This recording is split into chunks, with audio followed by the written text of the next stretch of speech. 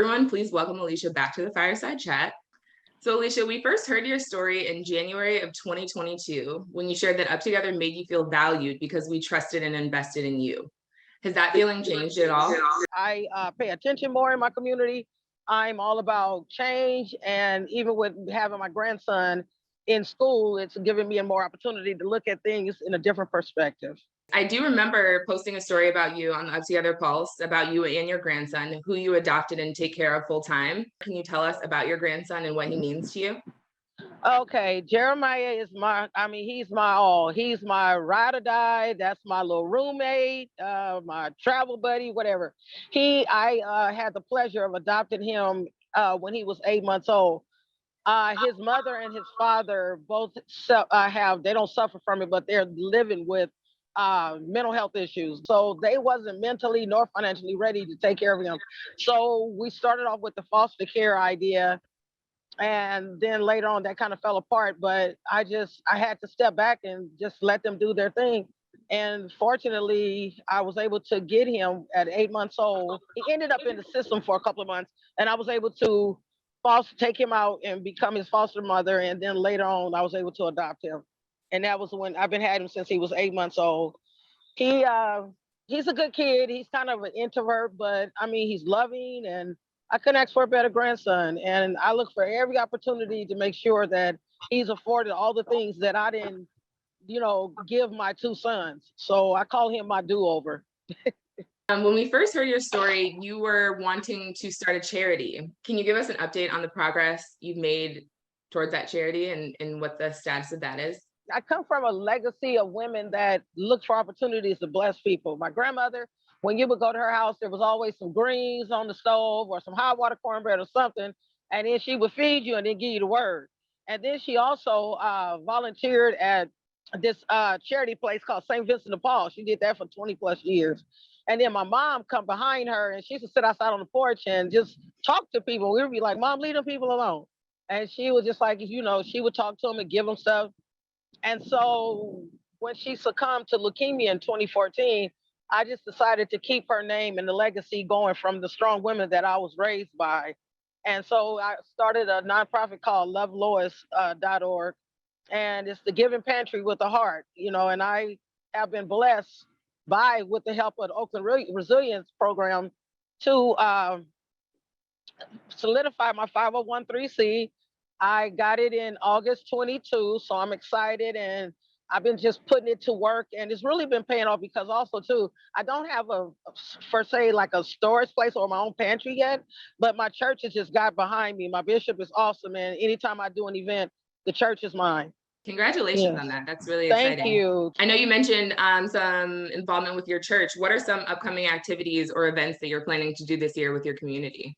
Okay, I'm very excited about that because as I said, my pastor, how you doing, sweetie?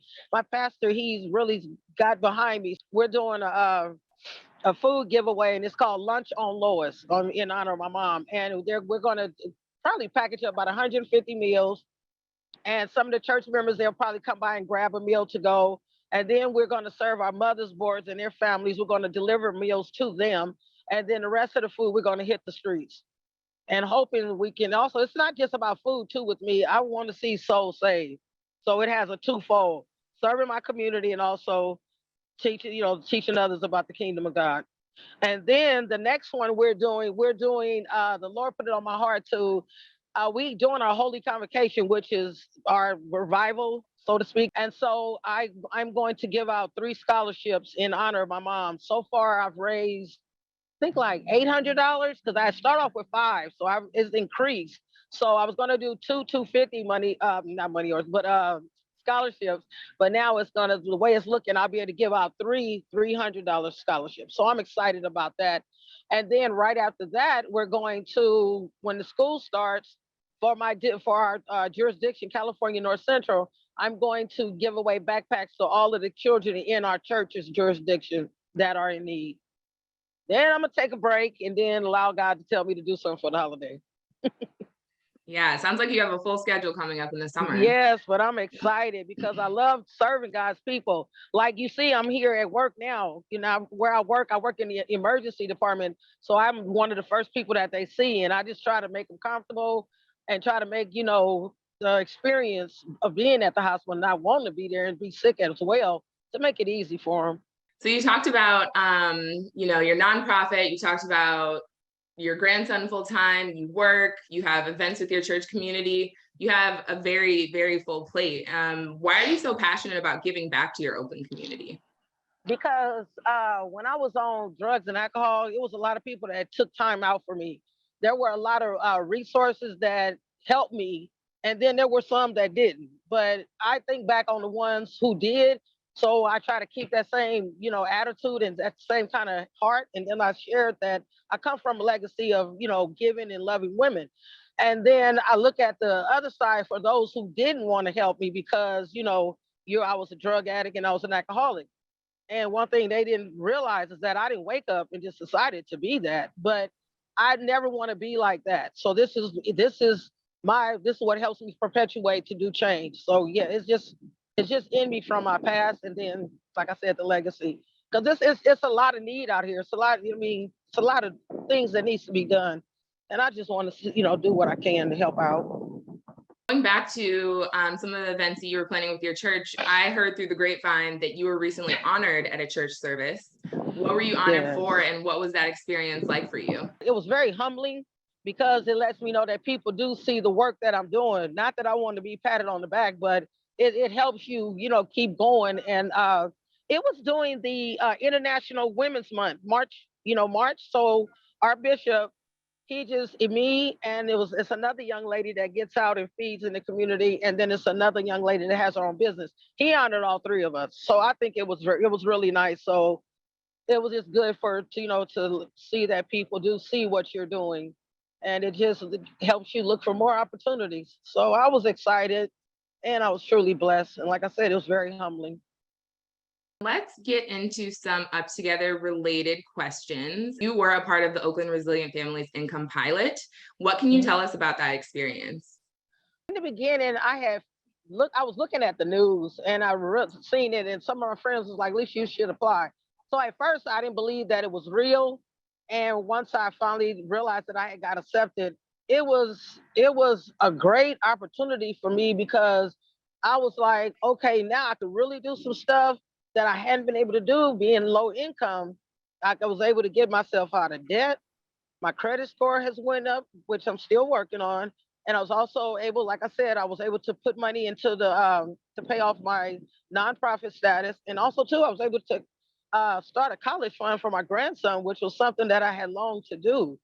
And it just really gave me a sense of being. I wasn't, for me, like I shared, it's just the certain people in society, low income, we're frowned upon. It's just like we want to be this way. Like I shared about, I didn't just wake up and say I want to be a drug addict, but that's not the case. And so being able to hold my own, should I say, to be able to learn, start to be able to hold my own weight, that was just awesome all within itself. And then it also afforded me to be able to fireside chat with you guys.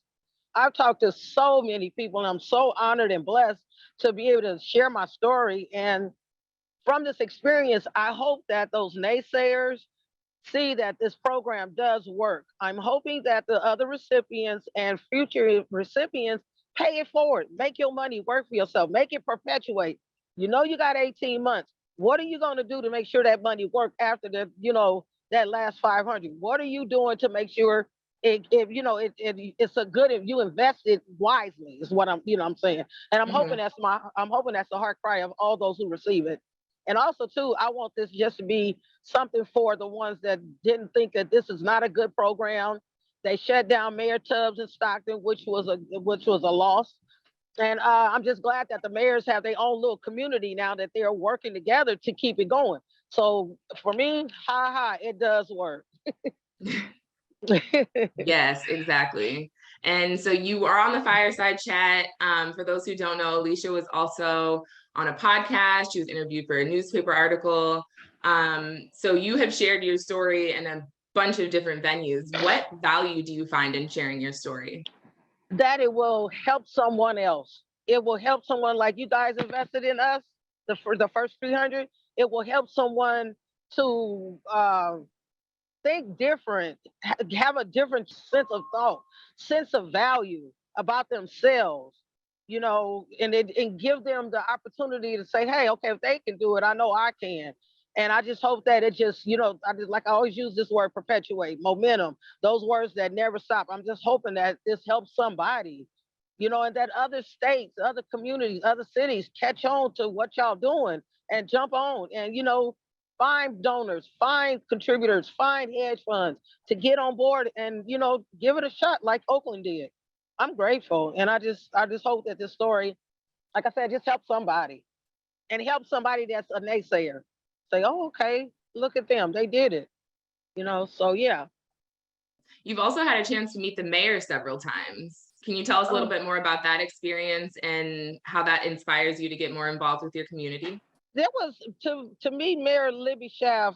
Several times we had missed each other, but to me, Mayor Libby Schaaf it was a good experience. It was really funny that when she came to my house and sat down with me and my family and had dinner and stuff, and was able to share, you know, what I thought about the program. And it was really funny because she didn't even know how the program worked. She didn't know any of the intricacies, anything.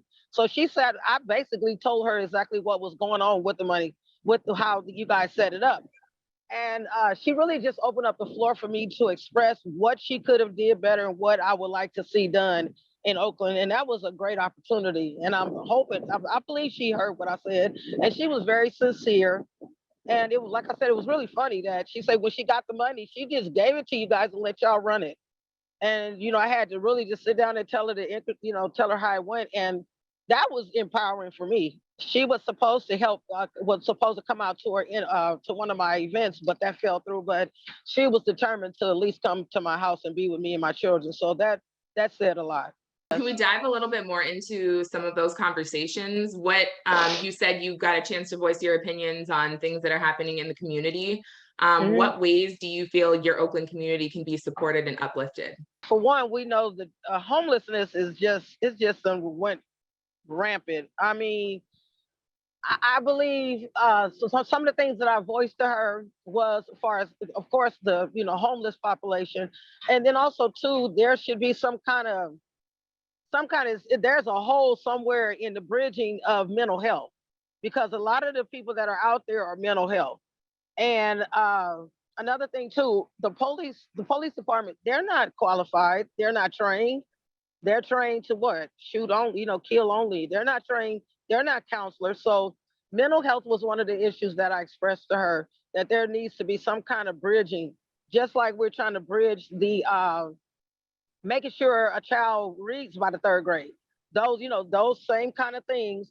And then also too, where there's food deserts, that shouldn't be.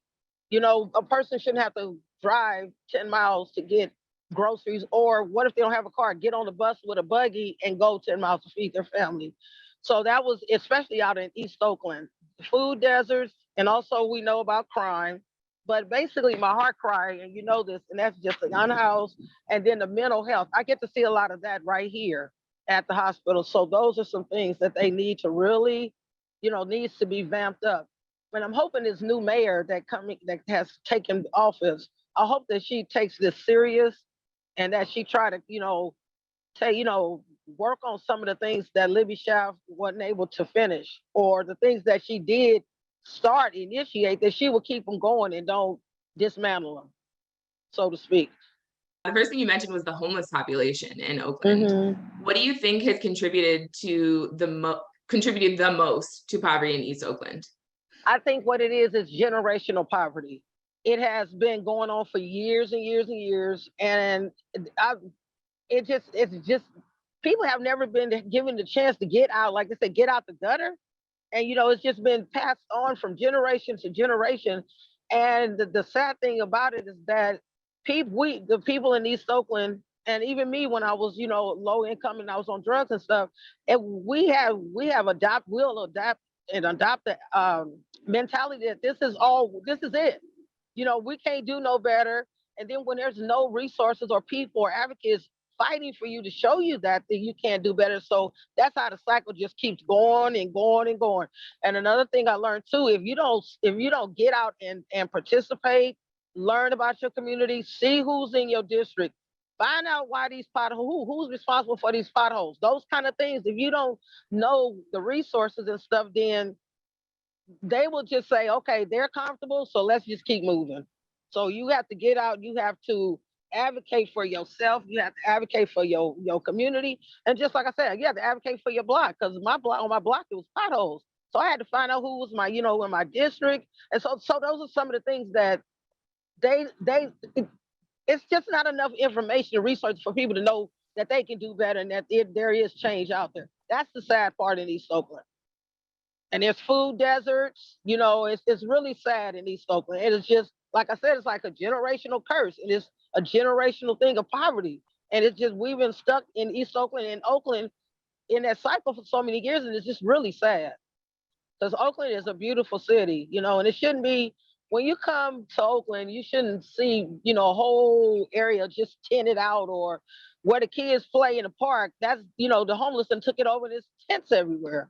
It is a beautiful city. And when we first joined this call, you're sitting outside enjoying, the good April air in Oakland. So can we talk about some of the things you love about it, and what, makes your community so special that it's worth investing in the way that you do? Even though we're going through a transition right now, as I said, as far as the unhoused and mental health, but Oakland has just always been a place that people love to come no matter what. And we still have a sense of community. It's just all about opening up the eyes of others that don't know how to reach out. And that's our job, the ones who do, is to help Oakland stay on the map, be on the map, and be about the map, and help people to take more, for others to take more pride in their city. Oakland is beautiful, and we just need to get out and let people know that, hey, get involved with your city. This is a beautiful place. And I like Lake Merritt. That's a beautiful place to go just chill. Up by where I live, Oakland Zoo, in the little Oakland Hills. It's beautiful up there.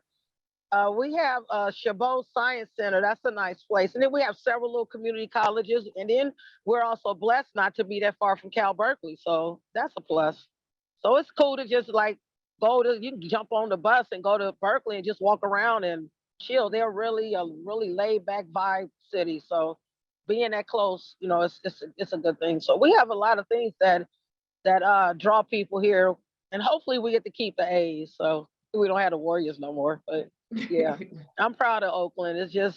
I'm just determined to help do what I can to keep people wanting to come to Oakland. And every time they see us on the news, it's not about crime. It's not about a tent city. It's not about, it's about growth. It's about community. It's about love. It's about camaraderie, should I say.